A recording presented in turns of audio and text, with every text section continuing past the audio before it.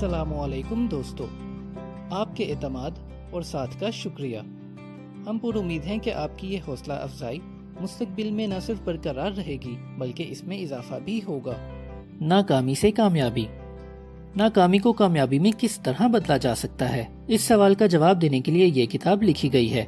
इस सवाल के जवाब में इन 13 उसूलों का जिक्र किया गया है, लेकिन ये बात भी याद रखनी चाहिए कि जिन सवालात की बिना पर आप जिंदगी को अजूबा समझने लगे हैं, इनकी वजूहात आपको खुद आपके जहन में मिलेंगी। और ये इस तरह होगा कि जैसे जैसे आप ये किताब पढ़ते जाएंगे, आपके सामने कोई नया ख्याल, कोई नई तजवीज आती जाएगी। जिंदगी में कामयाबी हासिल करने के लिए एक अच्छे ख्याल की जरूरत होती है। इस किताब में दिए हुए उसूलों के जरिए आपको सूदमंद ख्यालात पैदा करने के बेहतरीन अमली तरीके बता दिए गए हैं। दौलत कैसे आती है?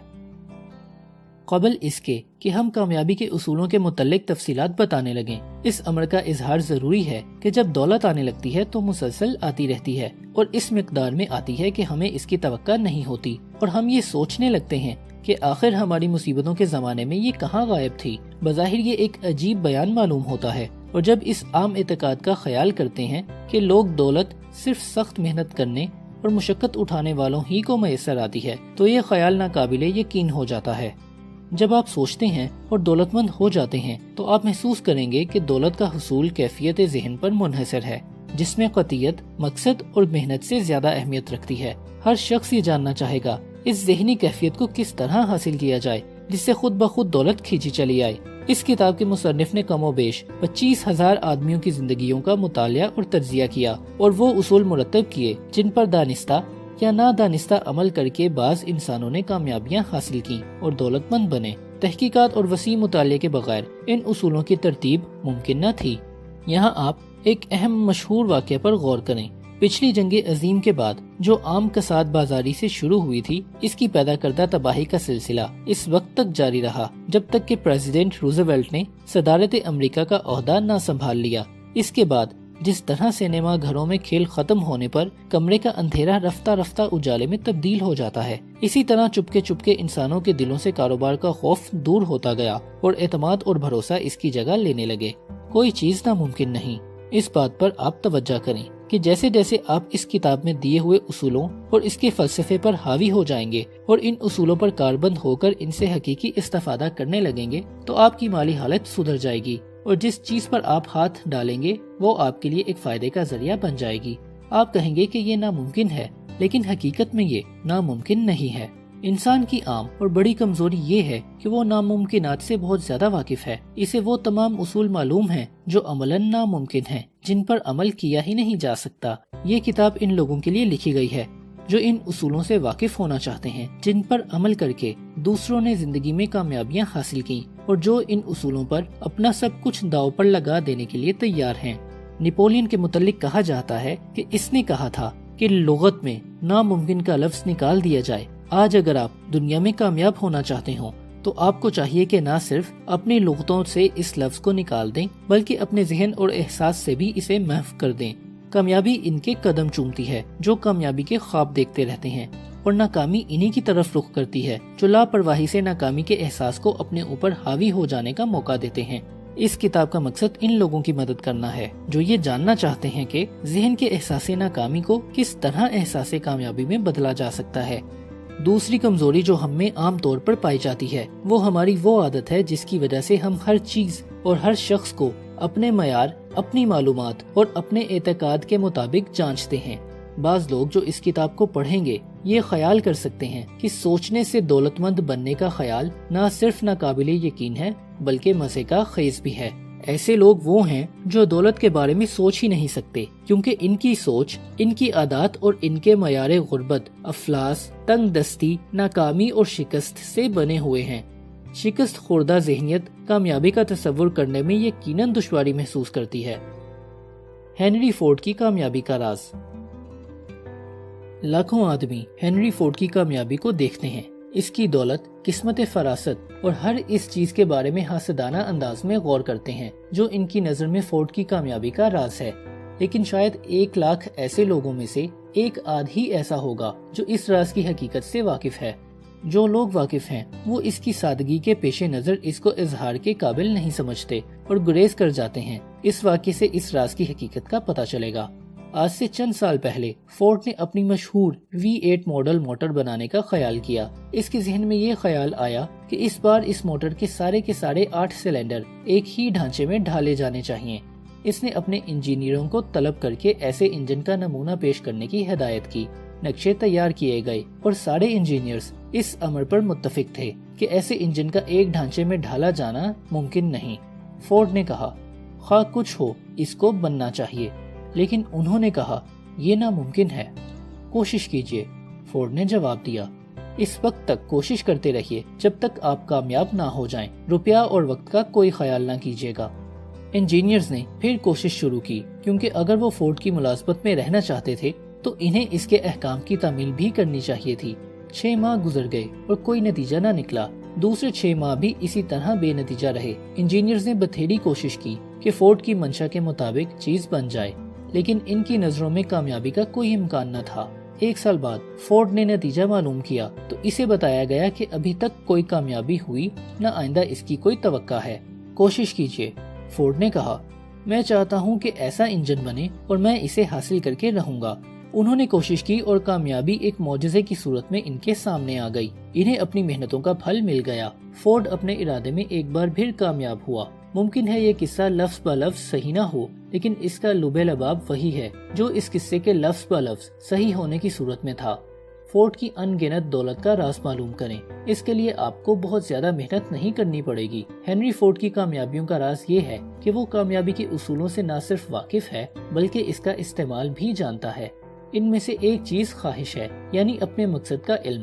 جب آپ یہ کتاب پڑھیں تو اس قصے کو ذہن میں رکھیں اور دیکھیں کہ ہنری فورڈ کی کامیابی کن اصولوں پر عمل کرنے کی وجہ سے ہوتی تھی۔ اگر آپ بھی انہی اصولوں پر عمل کریں تو فورڈ کی طرح آپ کا بھی زندگی میں کامیاب ہونا ناممکن نہیں، خواہ آپ یہ کامیابی زندگی کی کسی راہ میں حاصل کرنا چاہیں۔ آپ اپنی قسمت کے مالک اور اپنی روح کے ناخدا ہیں۔ جب شاعر حنفی نے یہ لکھا، میں اپنی قسمت کا مالک اور اپنی روح کا ناخدا ہوں، تو اسے یہ بھی لکھنا چاہیے تھا، ہم اپنی قسمتوں کے مالک اور اپنی روحوں کے ناخدا اس لیے ہیں کہ ہمیں اپنے خیالات پر پورا قابو حاصل ہے۔ اسے یہ بھی کہنا چاہیے تھا کہ وہ اسیر جس میں ہماری زمین تیر رہی ہے اور جس میں ہم چلتے پھرتے ہیں ایک توانائی ہے جو ناقابل انداز شرح سے مرتعش ہے، اور یہ کہ اسیر میں یہ قابلیت ہے کہ وہ ہمارے خیالات کے مطابق شکل اختیار کرے اور ہمارے خیالات کو ان کے طبعی معدل میں تبدیل کرے۔ ایسا کرنے میں وہ اصول قدرت کے مطابق عمل پیرا ہوتا ہے۔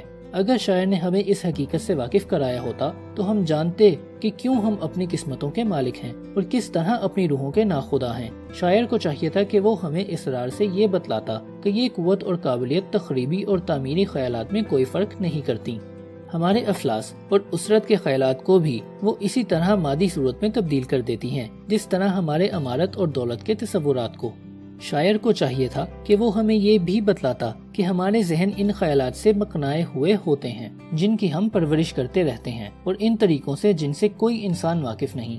یہ مقناطیس ان قوتوں، لوگوں اور حالات زندگی کو ہماری طرف کشش کرتا ہے جو ہمارے خیالات کے ساتھ یکسانیت اور ہم آہنگی رکھتے ہیں۔ شاعر کو یہ بھی بتلانا چاہیے تھا کہ قبل اس کے کہ ہم کثیر تعداد میں دولت اکٹھی کریں، اپنے دماغوں اور اپنے ذہنوں کو دولت کی انتہائی خواہش سے اس قدر بٹھا دیں کہ ہم میں احساس دولت مندی پیدا ہو جائے اور ہماری حصول دولت کی خواہش اس قدر شدید ہو جائے کہ ہم اسے حاصل کرنے کے لیے قابل عمل لائحہ عمل اور تجاویز تیار کر لیں۔ لیکن شاعر تھا، فلسفہ عمل سے نابلد تھا۔ اس نے شاعرانہ انداز میں ایک حقیقت بیان کر دی۔ یہ اس کے مشرحین کا کام تھا کہ اس شعر کی مضمر حقیقت سے دنیا کو آشنا کرتے۔ رفتہ رفتہ حقیقت ظاہر ہونے لگی، یہاں تک کہ اب یہ یقین ہو چکا ہے کہ اس کتاب میں بتائے ہوئے اصولوں میں ہماری معاشی بہتری کے حصول کے راز پوشیدہ ہیں۔ اب ہم ان اصولوں میں سے پہلے اصول کو جانچنے اور سمجھنے کے لیے تیار ہیں۔ آپ جب بھی ان کا مطالعہ کریں تو وسیع الخیالی اور کھلے دل سے کام لیں، اور یہ یاد رکھیں کہ یہ اصول کسی ایک شخص کی ایجاد نہیں، بلکہ یہ ان 500 آدمیوں کے حالات زندگی کے تجزیہ پر مرتب کیے گئے ہیں جنہوں نے افلاس کی پستی سے امارت کی بلندی کی جانب کامیاب سفر کیا، جن کی ہمت نہ تو اعلیٰ تعلیم تھی نہ ذاتی اثرات۔ یہ اصول جب ایسے لوگوں کے لیے مشعل راہ بنے تو یہ ناممکن ہے کہ آپ ان پر کامل طور پر عمل کریں اور کامیاب نہ ہوں۔ آپ کو معلوم ہوگا کہ ان اصولوں پر عمل کرنا آسان ہے، دشوار نہیں۔ قبل اس کے کہ آپ اگلا باب شروع کریں، یہ آپ پر واضح کر دیا جاتا ہے کہ اس باب میں جو معلومات دی گئی ہیں وہ واقعات پر مبنی ہیں جو ممکن ہے آپ کی قسمت بھی بدل دیں، جس طرح اس نے ان دو افراد کی قسمتیں بدل دیں جن کا ذکر آئندہ باب میں کیا گیا ہے۔ مصنف یہاں بھی واضح کر دینا چاہتا ہے کہ مصنف اور ان دو اشخاص کے تعلقات ایسے ہی ہیں کہ اگر وہ چاہتا بھی تو ان واقعات کو مبالغے کے ساتھ پیش نہ کر سکتا تھا۔ ان میں سے ایک مصنف کا 35 سالہ دوست تھا اور دوسرا خود مصنف کا اپنا لڑکا تھا۔ ان دو افراد کی غیر معمولی کامیابی وہ کامیابی جو آئندہ باب میں دیے ہوئے اصولوں پر عمل کرنے سے حاصل ہوئی ہے، اس تعلق خاطر کو جس کا اوپر ذکر کیا گیا ہے حق بجانب قرار دیتی ہے۔ ادب سرائے۔ دوسرا باب، خواہش۔ ہر کامیابی کا نقطۂ آغاز، حصول دولت کی جانب پہلا قدم۔ آج سے 30 سال قبل جب ایڈون سی بارنس نے پہلی بار اپنے آپ کو ایڈیسن کے سامنے پیش کیا تو ممکن ہے کہ اس کی ظاہری شکل و صورت سے وہ ایک آوارہ گرد نظر آ رہا ہو، لیکن اس کے خیالات بادشاہوں جیسے تھے۔ جب وہ ریلوے اسٹیشن سے ایڈیسن کے مکان کی جانب جا رہا تھا، اس کا دماغ کام کر رہا تھا۔ اس نے اپنے آپ کو ایڈیسن کے سامنے کھڑا ہوا تصور کیا اور اپنے آپ کو ایڈیسن سے یہ کہتے سنا کہ وہ اسے اپنی زندگی کی واحد خواہش پوری کرنے کا موقع دے، یعنی اسے وہ اپنے ساتھ کاروبار میں شریک کرے۔ بارنس کی کامیابی کا راز۔ بارنس کی خواہش صرف امید نہ تھی، وہ ایک معمولی تمنا بھی نہ تھی، بلکہ یہ ایک آرزو تھی جس میں قطعیت تھی اور جس کے حاصل کرنے کے لیے وہ اپنا سب کچھ نچھاور کرنے پر تیار تھا۔ بارنس کے دل میں یہ خواہش اس وقت پیدا نہیں ہوئی جب اس نے پہلی بار ایڈیسن سے ملاقات کی، بلکہ عرصے سے اس کے دل میں جاگزیر اور دماغ پر حاوی ہو چکی تھی۔ ممکن ہے ابتداً جب بارنس کو ایڈیسن کے ساتھ کاروباری شراکت کا خیال آیا یہ ایک معمولی تمنا ہو، لیکن یہ واقعہ ہے کہ جب اس کی ملاقات اس موجد اعظم سے ہوئی تو اس وقت تک یہ معمولی سی تمنا خواہش سے بڑھ کر انتہائی شدت اختیار کر کے اس کی آرزوئے حیات بن چکی تھی۔ چند سال بعد بارنس ایڈیسن کے سامنے اسی دفتر میں اسی طرح کھڑا تھا جہاں اس نے اس سے پہلی بار ملاقات کی تھی، لیکن اب حالات میں تبدیلی ہو چکی تھی۔ اس وقت بارنس نے اپنی خواہش اور آرزو حاصل کر لی تھی۔ وہ ایڈیسن کا کاروباری شریک تھا، حصہ دار تھا۔ آج جو لوگ بارنس کو جانتے ہیں اس سے حسد کرتے ہیں کیونکہ زندگی نے اسے ایسا غیر معمولی موقع دیا۔ وہ اسے کامیابی کے زمانے میں بلا اس امر کے تحقیق کے دیکھتے ہیں کہ اس کی کامیابی کے اسباب کیا ہیں۔ بارنس اس لیے کامیاب ہوا کہ اس کے پیش نظر ایک مقصد تھا، ایک مطمع نظر تھا۔ اس نے اپنی ساری توانائیاں، ساری قوتیں، ساری قابلیت اس مقصد کے حاصل کرنے اور اس خواہش اور آرزو کی تکمیل کے لیے لگا دی۔ جس روز پہلی مرتبہ وہ ایڈیسن سے ملا اس نے اپنا کاروباری شریک نہیں بنا لیا، بلکہ ابتداً اسے نہایت معمولی کام دیا گیا۔ بارنس نے انکار نہیں کیا کیونکہ وہ جانتا تھا کہ اس کی آرزو کو پایا تکمیل کو پہنچانے کا صرف یہی ذریعہ تھا کہ اپنے ہونے والے شریک کے جس قدر قریب رہ سکے رہے تاکہ اپنی قابلیت سے وہ اسے متاثر کر سکے۔ 5 سال کی صبر آزما مدت کے بعد وہ موقع نکل آیا جس کا بارنس منتظر تھا۔ اس ساری مدت میں اسے نہ تو امید کی کوئی کرن نظر آئی، نہ اس کو اس بارے میں کوئی توقع دلائی گئی۔ دیکھنے والوں کے لیے وہ ایڈیسن کی دوسری مشینوں کی طرح ایک مشین تھا یا مشین کا ایک پرزہ، لیکن خود بارنس کے لیے صورتحال جدا تھی۔ وہ شروع دن سے ہی ایڈیسن کو اپنا کاروباری شریک سمجھنے لگا تھا۔ سچی خواہش، ارادہ اور آرزوئے حقیقی کی قوت کی کامیابی کی یہ ایک غیر معمولی مثال ہے۔ بارنس کی حصول مقصد میں کامیابی کی وجہ یہ تھی کہ وہ ایڈیسن کے ساتھ اپنی کاروباری شراکت کو ہر چیز پر مرجع سمجھتا تھا۔ اس نے ایک تجویز سوچی، ایک لائحہ عمل بنایا اور اس پر عمل کر کے اپنے مقصد میں کامیابی حاصل کی۔ جب وہ اس مقصد کی جانب بڑھا تو اس نے اپنا گزرا ہوا راستہ اپنے لیے بند کر دیا کیونکہ پھر وہ اس راستے پر واپس جانا نہ چاہتا تھا۔ نتیجہ یہ ہوا کہ یہ خواہش اس کی زندگی کی سب سے بڑی اور واحد آرزو بن گئی اور آخر میں یہی آرزو حقیقت میں تبدیل ہو گئی۔ جب وہ ایڈیسن کے پاس جا رہا تھا تو اس نے اپنے آپ سے یہ نہیں کہا کہ میں ایڈیسن سے کہوں گا کہ مجھے کسی کام کا موقع دیا جائے، بلکہ اس نے کہا میں ایڈیسن سے ملوں گا اور اسے بتلاؤں گا کہ میں اس کے ساتھ کاروباری شرکت کے لیے آیا ہوں۔ اس نے یہ نہیں سوچا کہ وہ یہاں چند دنوں تک کام کرنے کے لیے آیا ہے اور اگر اسے یہاں کوئی اچھا موقع نہ ملے تو وہ یہاں سے کہیں اور قسمت آزمائی کے لیے جانے لگا، بلکہ اس نے کہا میں کسی جگہ اور کسی مقام پر جہاں مجھے ایڈیسن بھیجتے کام کرنے کے لیے تیار ہوں، لیکن جب تک میں اس کا کاروباری شریک نہ بن جاؤں نچلا نہ بیٹھوں گا۔ اس نے یہ نہیں کہا کہ میں آنکھیں کھلی رکھوں گا تاکہ اگر میں ایڈیسن کے پاس کام کرتے ہوئے وہ نہ حاصل کر سکا جو میرا مقصد ہے تو میں کسی اور جگہ مقصد آوری کی کوشش کروں گا، بلکہ اس نے کہا دنیا میں میرا ایک ہی مقصد ہے کہ میں ایڈیسن کے ساتھ کاروباری شراکت حاصل کروں۔ اس کے لیے میں اپنی پوری کوشش کروں گا اور اپنی مستقبل کی بازی لگا دوں گا۔ اس نے اپنے لیے واپسی کا کوئی راستہ نہیں چھوڑا تھا، اسے کامیاب ہونا تھا یا بالکل ختم ہو جاتا۔ بارنس کی کامیابی کا سارا قصہ اتنا ہی ہے۔ مزید مثالیں۔ عرصہ دراز کا ذکر ہے کہ ایک فوجی جنرل کو ایک نہایت ناگزیر صورتحال پیش آئی۔ اسے ایک فیصلہ کرنا ضروری تھا جس سے میدان جنگ میں اس کی کامیابی یقینی ہو۔ اس جنرل کو اپنے سپاہی ایک طاقتور دشمن کے مقابلے کے لیے بھیجنا تھے جن کی تعداد اس کی فوج سے بہت زیادہ تھی۔ اس نے اپنے سپاہیوں کو کشتیوں میں بٹھایا اور دشمن کے ملک کی طرف چلا۔ اس نے ساحل پر سامان اور فوج اتارنے اور ان کشتیوں کو آگ لگانے کا حکم دیا جس میں فوج یہاں پہنچی تھی۔ پہلی جنگ شروع ہونے سے قبل اس نے سپاہیوں کو مخاطب کر کے کہا، تم دیکھ رہے ہو کہ جو کشتیاں ہمیں یہاں لائی ہیں جل رہی ہیں۔ اب ہمارا اپنے وطن کو زندہ واپس جانا ہماری فتح پر منحصر ہے۔ ہمارے لیے کوئی دوسری راہ نہیں ہے، یا تو ہم فتح پائیں یا تباہ ہو جائیں۔ اس فوج نے فتح پائی۔ ہر شخص کو جو کسی کام میں کامیاب ہونا چاہتا ہے اپنی واپسی کی ساری راہیں منقطع کر دینی چاہیے۔ یہی ایک طریقہ ہے جس سے ہم اپنی ذہنی کیفیت ایسی بنا سکتے ہیں جیسی کہ کامیابی کے لیے ضروری ہے۔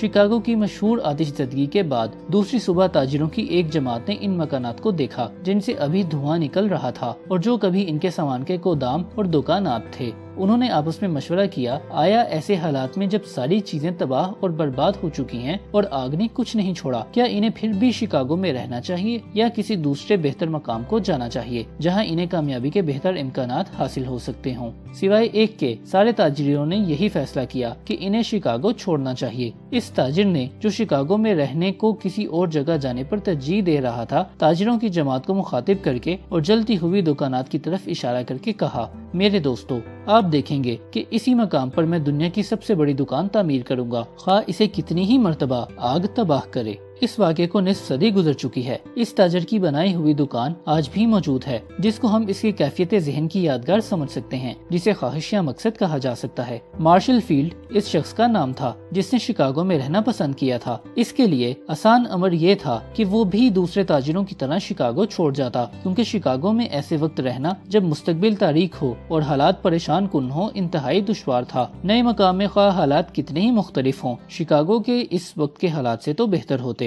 مارشل فیلڈ کو دوسرے تاجروں سے ممیز کرنے والی جو چیز تھی وہی بارنس کو ایڈیسن کے کارخانے میں کام کرنے والے دوسرے ہزاروں نوجوانوں سے ممیز کرتی ہے۔ اسی وجہ سے کامیاب ہونے والے ناکام ہونے والوں سے پہچانے جاتے ہیں۔ کامیابی کے 6 اصول۔ جب انسان میں روپیہ کی اہمیت اور اس سے حاصل ہونے والے فوائد سمجھنے کی صلاحیت بیدار ہو جاتی ہے تو اسے روپیہ کی خواہش ہونے لگتی ہے، لیکن صرف خواہش کرنے سے روپیہ یا دولت حاصل نہیں ہوا کرتی۔ اس کے لیے انسان کو پہلے اپنا مقصد حیات حصول دولت بنا لینا چاہیے اور اس مقصد کی اپنے ذہن میں اتنی پرورش کرنی چاہیے کہ وہ اس کے حاصل ہوئے بغیر نچلا نہ بیٹھ سکے۔ جب ذہن میں یہ کیفیت پیدا ہو جائے تو پھر اس کی جانب عملی اقدام کے لیے تجویز اور لائحہ عمل مرتب کرنا چاہیے، اور جب ایسی قابل عمل تجاویز بن جائیں تو پھر وہ اپنے استقلال اور ثابت قدمی سے عمل پیرا ہو جائے اور ناکامی کو کسی منزل پر قبول نہ کرے۔ مقصد حصول دولت کو حقیقی دولت میں تبدیل کرنے کے 6 اصول ہیں۔ پہلا، اپنے ذہن میں اس دولت کی مقدار کا تعین کیجیے جس کا حصول مقصد حیات ہے۔ یہ کہنا کافی نہیں کہ مجھے دولت چاہیے یا بہت دولت چاہیے۔ مقدار کے متعلق قطعیت ظاہر کرنا نہایت ضروری ہے۔ اس اسرار کی نفسیاتی وجوہ ہیں جن کا آئندہ باب میں ذکر آئے گا۔ دوسرا، پھر یہ طے کیجیے کہ اس دولت یا رقم کے معاوضے میں آپ کیا دیں گے۔ تیسرا، ایک تاریخ مقرر کیجیے جب تک آپ چاہتے ہیں کہ یہ دولت آپ کے قبضے میں آ جائے۔ چوتھا، حصول مقصد کے لیے ایک قطعی تجویز بنائیے اور اس پر فوری عمل کرنا شروع کر دیجیے، خواہ آپ اس تجویز کو روح بعمل لانے کے لیے تیار نہ ہوں۔ پانچواں، صاف، واضح اور مختصر طور پر ایک جدول میں مقدار، رقم، تاریخ اور وقت جب تک آپ یہ رقم چاہتے ہیں کہ آپ کو مل جائے، آپ کی تجویز کہ آپ اس کے معاوضے میں کیا چیز دے سکتے ہیں لکھ دیں۔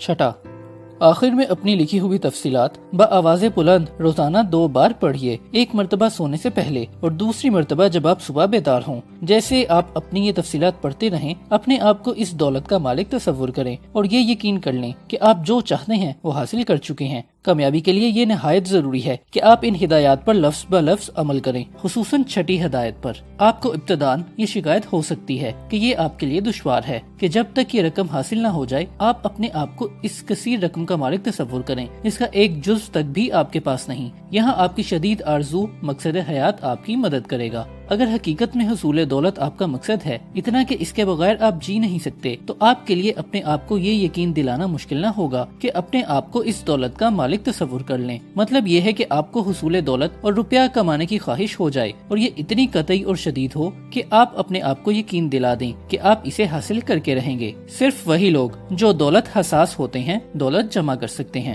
دولت حساسیت کے معنی یہ ہیں کہ انسان کا ذہن خواہش حصول دولت سے اتنا سیر ہو جائے کہ وہ اپنے آپ کو اس ساری دولت کا مالک سمجھنے لگے جس کے حاصل کرنے، کمانے یا پیدا کرنے کا اس نے تہیا کر لیا ہے۔ اس شخص کے لیے جو انسانی ذہن کے افعال سے واقف نہیں، یہ مشورہ ناقابل عمل ہوگا۔ ان لوگوں کے لیے جو متذکرہ صدر 6 طریقوں کی صحت اور کامیابی پر شک کرتے ہیں، یہ جاننا خالی از دلچسپی نہیں ہوگا کہ یہ اصول یا طریقے ہم تک جو معلومات پہنچاتے ہیں وہ اینڈریو کارنیگی سے حاصل ہوئی ہیں۔ اینڈریو کارنیگی وہ شخص ہے جس نے فولاد کے ایک کارخانے میں معمولی مزدور کی طرح زندگی شروع کی اور رفتہ رفتہ لا انتہا دولت کا مالک بن گیا۔ قیاس کیا جاتا ہے کہ اس نے اپنی زندگی میں $10 کروڑ پیدا کیے۔ یہاں یہ جاننا بھی مفید ہوگا کہ اوپر بتلائے ہوئے 6 طریقوں کی ایڈیسن نے جانچ کرنے کے بعد کیا رائے قائم کی۔ ایڈیسن نے ان کے مطالعے کے بعد کہا کہ ان طریقوں پر عمل کر کے انسان نہ صرف دولت مند بن سکتا ہے، بلکہ اگر اس کے پیش نظر کوئی اور قطعی مقصد ہو تو ان طریقوں پر عمل کرنا اس کے حصول میں معاون ہو سکتا ہے۔ ان طریقوں پر عمل کرنے کے لیے آپ کو کسی طرح کی غیر معمولی محنت کرنی نہ پڑے گی، اور نہ کسی احسار اور قربانی کی ضرورت ہوگی، اور نہ ہی یہ ضروری ہے کہ ان پر عمل کرنے والا اپنے آپ کو مزے کا خیز بنا لے۔ ان اصولوں کے استعمال میں کچھ بہت زیادہ تعلیم اور تربیت کی ضرورت نہیں ہوا کرتی، لیکن ان اصولوں کے صحیح استعمال کے لیے انسان کا تخیل ایسا بن جانا چاہیے کہ وہ یہ دیکھ اور سمجھ سکے کہ دولت محض اتفاق اور خوش قسمتی سے حاصل نہیں ہوا کرتی۔ جن لوگوں نے دولت بڑی مقداروں میں جمع کی ہے، یعنی یہ کہ انہوں نے ابتداً دولت کے سنہری سپنے ضرور دیکھے، اس کے حصول کی توقع ان کے دل میں پیدا ہوتی، پھر اس کی خواہش ہوتی، اور اس کو روبہ عمل لانے کے لیے انہوں نے تدابیر سوچی، ان پر عمل کیا اور آخر میں کامیابی حاصل کی۔ آپ یہاں یہ جان لیں کہ آپ اس وقت تک دولت کثیر مقدار میں حاصل یا جمع نہیں کر سکتے جب تک آپ کے دل میں حصول دولت کی آگ خوب روشن نہ ہو جائے، اور پھر آپ اس پر اتنا سوچیں کہ اپنے آپ کو اس دولت کا مالک تصور کرنے لگیں۔ آپ یہاں یہ بھی جان لیں کہ وجود عالم سے اب تک کوئی بڑا قومی قائد ایسا نہیں گزرا جس کا تخیل وسیع اور نظر دور رس نہ رہی ہو۔ جب تک اپنی منشا کو عملی جمع پہنے ہوئے دیکھنے کی صلاحیت نہیں رکھتا، وہ اپنے مشن میں کبھی کامیاب نہ ہو سکے گا۔ اگر آپ اپنے تصور میں بڑی بڑی رقمیں نہ دیکھ سکیں گے تو آپ کی بینک میں یہ رقم نہ آ سکے گی۔ عملی خواب دیکھنے والے شخص کے لیے ہر وقت، ہر زمانہ اور ہر ملک میں مواقع ہیں، لیکن یہاں ہم اپنے ملک کے بارے میں غور کریں گے۔ پاکستان میں اس وقت جتنے مواقع ہیں اتنے غالباً کسی ملک میں نہیں ہیں۔ پاکستان ایک نوزائیدہ مملکت ہے۔ یہاں صنعت، زراعت، تجارت، تعلیم، رسل و رسائل، حمل و نقل کے ذرائع ابھی ابتدائی منازل پر ہیں۔ نئی نسل میں دانے عمل میں آنے کو ہے۔ وسائل قدرت منتظر ہیں کہ کوئی ان کے پوشیدہ خزانوں کو اگلائے۔ ہم میں سے ہر ایک فرد کے دل میں اپنے ملک کو ترقی دینے اور اس کا دیگر ترقی یافتہ ممالک کے صف میں لا کھڑا کرنے اور ان کے دوش بدوش عرصہ حیات طے کرنے کا جذبہ بھی موجزن ہے۔ یہ زمانہ کساد بازاری کا بھی نہیں ہے۔ لوگوں کے پاس روپیہ ہے، حکومت کے پاس روپیہ ہے، اور عوام میں محنت کا شوق بھی۔ ایسے مواقع بہت کم قوتوں کو حاصل ہوئے ہیں۔ یہاں ایک چیز کی ضرورت ہے، وہ عزم مصمم یا مقصد کی قطعیت ہے۔ آج کی دنیا، ہمارا ملک نیا ہے۔ اس نئے ملک کے لیے ساری باتیں نئی چاہیے، نئے خیالات، نئے طریقہ ہائے زندگی، نئی طرز تعلیم۔ ہم ماضی کے فرسودہ خیالات کی پرورش کر کے ان نقائص کو اپنے اندر جاگزین نہیں کر سکتے جن کی وجہ سے ہم میں انحطاط پیدا ہو گیا تھا، اور اب ہمیں ایسے افراد کی ضرورت ہے جو عملی ہوں، جن کا تخیل بلند ہو، اور جو حیات انسانی کے بہترین معمار ثابت ہو سکیں۔ ہم میں جو لوگ دولت جمع کرنے کے خواہاں ہیں وہ یہ بات یاد رکھیں کہ دنیا کی حقیقی رہنمائی ایسے ہی اشخاص کے ہاتھوں میں رہی ہے جنہوں نے نا آفریدہ مواقع کی نافرمان قوتوں کو اس طرح زیر کیا اور اپنے قبضہ اقتدار میں لے آئے کہ ان سے وہ عملی کام لے سکے، اور ان قوتوں کو اپنے خیالات کے موجب دنیا کی ان گنت ایجادات کی صورت دی، جس سے قدرت کی آرزو قوتیں انسان کے زیر نگیں ہوئیں اور زندگی میں اچھوتی دلچسپی اور دلکشی پیدا ہو گئی۔ آج بھی اس انسان کے لیے جو خوش آئند خواب دیکھتا ہے، وسیع الخیال علم و تدبر نہایت ضروری ہیں۔ آج تنگ نظری کے لیے دنیا میں کوئی جگہ نہیں۔ وہ لوگ جو جدید خیالات سے گھبراتے ہیں وہ ترقی کی جانب پہلا قدم اٹھانے سے پہلے ہی ختم ہو جاتے ہیں۔ رہنماؤں کے لیے غالباً اس زمانے سے زیادہ اچھا زمانہ کوئی نہیں آیا۔ گو اس وقت کوئی نئی دنیا میں جس کے لیے کوئی کولمبس درکار ہوگا، نہ ہی کسی نو آباد کار کی ضرورت ہے کہ غیر آباد علاقے کو تہذیب اور تمدن سے آشنا کرے۔ لیکن آج بھی صنعت، تجارت، مالیات میں انقلاب کی ضرورت ہے۔ نئے تخیلات والے انسان ان مواقع سے فائدہ اٹھا کر دنیا کو نئی طرز سے ڈھال سکتے ہیں۔ دولت کے حصول کے لیے اپنی تجاویز مرتب کرتے وقت آپ دوسروں کے اثرات میں آ کر اپنا سپنا نہ توڑ لیں۔ آپ کو چاہیے کہ ان قدیم رہنماؤں کی مثالیں اپنے سامنے رکھیں، جن کے خوابوں نے ہی دنیا کو نئی تہذیب اور جدید طرز زندگی کی ساری عمدگیوں اور بہتریوں سے آشنا کیا۔ ہمارا کام اپنی قوتوں کا بہتر اور صحیح استعمال ہے اور اپنی قابلیت کی بازار میں صحیح اور حقیقی قدر میں تلاش کرنا ہے۔ ہمیں یہ نہ بھولنا چاہیے کہ کولمبس نے ایک نامعلوم دنیا کا خواب دیکھا، اس نے اپنی زندگی خطرے میں ڈالی اور اپنی کشتی سمندر میں ڈال دی اور ایک نامعلوم سرزمین معلوم کرنے میں کامیاب ہو گیا۔ مشہور حیات دان کوپرنکس نے اپنی دنیا کے علاوہ دوسری دنیا کے خواب دیکھے اور انہیں پا لیا۔ جب ایک بار اس نے عملاً کامیابی حاصل کی تو کسی نے اس کی خوابوں کی دنیا میں رہنے والا نہ سمجھا اور بے عمل انسان کہا، بلکہ آج کی دنیا میں اس کی تحقیقات بنیادی حیثیت رکھتی ہیں۔ اس سے یہ ثابت ہوتا ہے، منزل پر جو پہنچا وہ سرخرو ہوا، اس کا کوئی نہیں جو بھٹکتا ہو راہ میں۔ جو کام آپ کرنا چاہتے ہیں اور جسے آپ سمجھتے ہیں کہ اچھا کام ہے اور آپ کو اس پر بھروسہ ہے تو ضرور کیجئے۔ اپنے تخیل کو کام کرنے دیجئے، اعتراضات کی پرواہ نہ کیجئے، کیونکہ معترضین یہ نہیں جانتے کہ ہر ناکامی کامیابی کا پیش خیمہ ہے۔ ہنری فورڈ ایک غریب اور غیر تعلیم یافتہ شخص تھا۔ اس نے ایک ایسی گاڑی کا تصور کیا جو بغیر گھوڑوں کے چل سکتی ہے۔ اس نے مواقع اور حالات کے سازگار ہونے کا انتظار کیے بغیر جو اوزار اپنے پاس تھے ان سے کام شروع کیا، اور آج ہم اس کے خواب کی جیتی جاگتی مثال دنیا کے ہر کونے میں دیکھتے ہیں۔ کیونکہ وہ اپنے خوابوں کو روح بعمل لانے سے گھبراتا نہ تھا، اس لیے وہ اپنے تخیل میں کامیاب ہوا۔ ٹامس ایڈیسن نے ایک ایسے لیمپ کا خیال کیا جو بجلی سے جل سکے، اور جیسے ہی اس کا خیال آیا اس نے اس پر تجربات شروع کیے، اور کوئی 10,000 ناکامیوں کے باوجود وہ اپنے خیال کو روح بعمل لانے پر قائم رہا، یہاں تک کہ اس کا خیال حقیقت بن گیا۔ عملی خواب دیکھنے والے کبھی اپنی کوششوں کو ادھورا نہیں چھوڑتے۔ دھیلان نے سگار کی دکانوں کے ایک سلسلے کا خواب دیکھا اور اپنے خواب کو عملی جامہ پہنایا۔ آج یونائٹڈ سگار سٹورز کی شاخیں امریکہ کے اکثر مقامات پر نظر آتی ہیں۔ لنکن نے امریکہ کے سیاہ فام باشندوں کو غلامی سے نجات دلانے کا خواب دیکھا اور اس نے خواب کو عملی جامہ پہنانا شروع کیا۔ اس کا خواب پورا ہوا، گو وہ اپنی زندگی میں اس کی مکمل کامیابی نہ دیکھ سکا۔ رائٹ برادران نے ہوا میں اڑنے والی ایک مشین کا خواب دیکھا۔ آج دنیا پر ہوائی جہاز میں ان کے خوابوں کی عملی یا مادی اور حقیقی صورت دیکھ رہی ہے۔ مارکونی نے اسیر کی ناقابل تسخیر قوتوں کو اپنے قبضے میں لانا چاہا۔ اس کی کامیابی نے ریڈیو کی صورت اختیار کی۔ نہ صرف یہ کہ مارکونی نے قدرت کی قوتوں کو محکوم کیا، بلکہ اس سے 20 عملی فوائد حاصل ہوئے۔ آج دنیا کے مختلف حصوں میں رہنے والے اشخاص اتنے قریب ہو گئے ہیں جیسے ہمسائے ایک جگہ کے واقعات کا۔ دنیا کے کسی دوسرے گوشے میں آنے واحد میں علم ہو جانا روزمرہ کی بات ہے۔ آج ملک کے سارے باشندوں کو ایک وقت میں بلا کر یا انہیں ایک جگہ جمع کر کے حاکم وقت یا صدر حکومت اپنے خیالات اور حکمت عملی سے آگاہ کر سکتا ہے۔ آج امیر غریب یکساں طور پر اس ایجاد سے مستفید ہو رہے ہیں۔ ابتداً جب مارکونی نے اپنی تحقیق کا اعلان کیا کہ اس نے ایک ایسا طریقہ دریافت کر لیا ہے جس سے کسی مادی یا طبعی ذریعہ اور تعلق کے بغیر ایک مقام کی خبریں ہوا میں سے گزار کر دوسری جگہ پہنچائی جا سکتی ہیں، تو اس کے دوستوں نے سمجھا وہ خلل دماغ میں مبتلا ہو گیا ہے۔ چنانچہ انہوں نے اسے پکڑ کر ماہرانی نفسیات سے اس کا معائنہ کروایا، لیکن مارکونی کا خواب حقیقت بنا۔ زمانہ موجودہ کے ایسے خواب دیکھنے والوں کی کامیابی اور زیادہ یقینی ہے۔ دنیا انکشافات کی عادی ہو گئی ہے، بلکہ سچ تو یوں ہے کہ اب دنیا نئے خیال کو قبول کرنے کے لیے تیار ہے اور اس جدید خیال کو پیش کرنے والے کو خاطر خواہ انعام بھی دیتی ہے۔ دنیا کی بڑی سے بڑی ایجاد اور اہم سے اہم کارنامہ نے ابتداً خوابوں کی دنیا ہی میں جنم لیا۔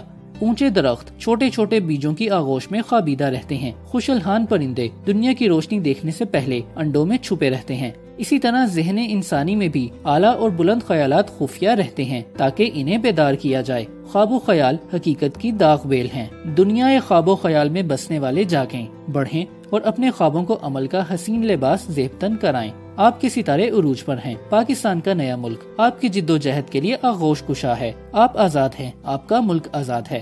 صنعتی، تمدنی، تجارتی ہر اعتبار سے آزادی حاصل کرنا، دوسروں کے دست نگر نہ رہنا ہمارا اور آپ کا فرض ہے۔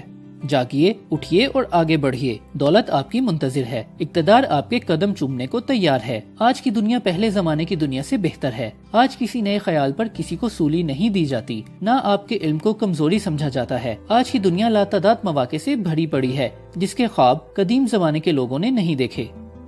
ترقی کے خواب۔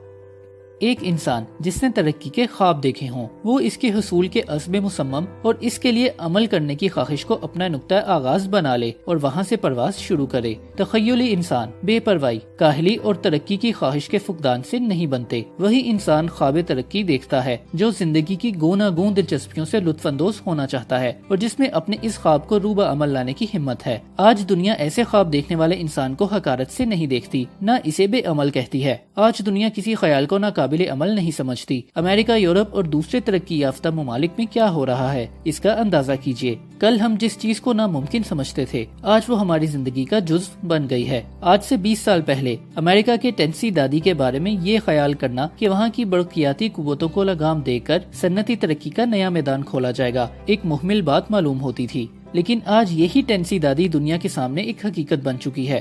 روزویلٹ صدر امریکہ کا خواب اپنی تعبیر دے رہا ہے۔ ہندوستان سے جدا ایک پاکستان کے قیام کو مزے کا خیز تصور سمجھا جاتا تھا۔ صرف ہمارے وطن کے لوگ بلکہ ایسے لوگ جو غیر جانبدارانہ نقطہ نظر سے واقعات کا مطالعہ کرتے تھے، اس ذیلی بڑے اعظم کی قطع برید کو محمل اور ناقابل عمل تصور کرتے تھے۔ لیکن آج قیام پاکستان ایک حقیقت ہے۔ قائد اعظم نے قیام پاکستان کے خواب کو اپنایا۔ انہوں نے اپنی زندگی میں اس خواب کو پورا ہوتا ہوا اور پاکستان کو وجود میں آتا ہوا دیکھا۔ اس کے علاوہ انہوں نے اور بھی خواب اس نوزائیدہ ملک کے بارے میں دیکھے، لیکن حیات کی تنگی نے انہیں ان خوابوں کی تعبیر کا موقع نہ دیا۔ لیکن آئیے اس میں ہمارے اعظم کے نامکمل خوابوں کو ہم اپنا بنا لیں اور پاکستان کو، جس میں وسائل وافر اور مواقع ان گنت ہیں، دنیا کی طاقتور حکومتوں کی صف میں لا کھڑا کریں۔